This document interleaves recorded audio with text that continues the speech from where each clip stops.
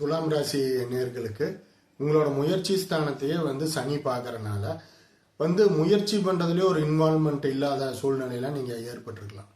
இல்ல முயற்சி பண்ணாலும் அதுல ஒரு மன உளைச்சல், ஒரு சாதாரணமா அந்த முயற்சிக்கு உண்டான ஊதியம் கிடைக்காத சூழ்நிலையை நீங்க சந்திச்சிருக்கலாம்.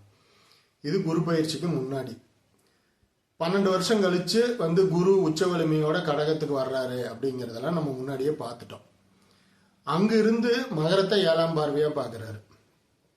அது உங்களுக்கு ஒரு சொத்து வாங்குறதா இருக்கட்டும், இல்ல கனவு இல்லத்தை கட்டிக்கிறதுக்கு உண்டான சூழ்நிலையா இருக்கட்டும், இல்ல மனசுக்கு பிடிச்ச வாகனங்கள் வாங்குறதா இருக்கட்டும், இது எல்லாத்துக்குமே உகுந்த காலம் கோச்சாரத்தை பொறுத்த வரைக்கும் நல்ல வலிமையா இருக்கு.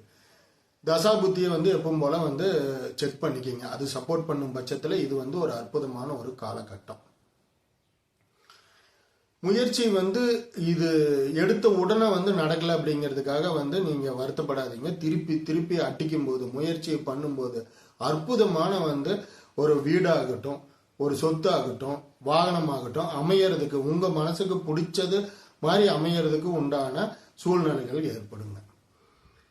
பணம் காசு இருக்கிறவங்க எல்லாருமே வீடு கட்டிட முடியறது இல்லைங்க. எத்தனையோ கோடீஸ்வரங்கள் வாடகை வீட்டில் இருக்கிறது நம்ம அனுபவத்தில் நிறைய பார்த்துருக்கிறோம்.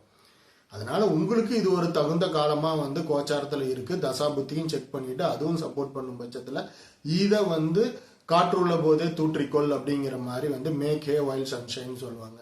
அதை நீங்க பயன்படுத்திக்கிங்க. பயன்படுத்தி உங்க மனசுக்கு பிடிச்ச ஒரு நல்ல இடமா இருக்கட்டும், வீடா இருக்கட்டும், வாகனம் அமையறதுக்கு என்னோட வாழ்த்துக்கள். நன்றி.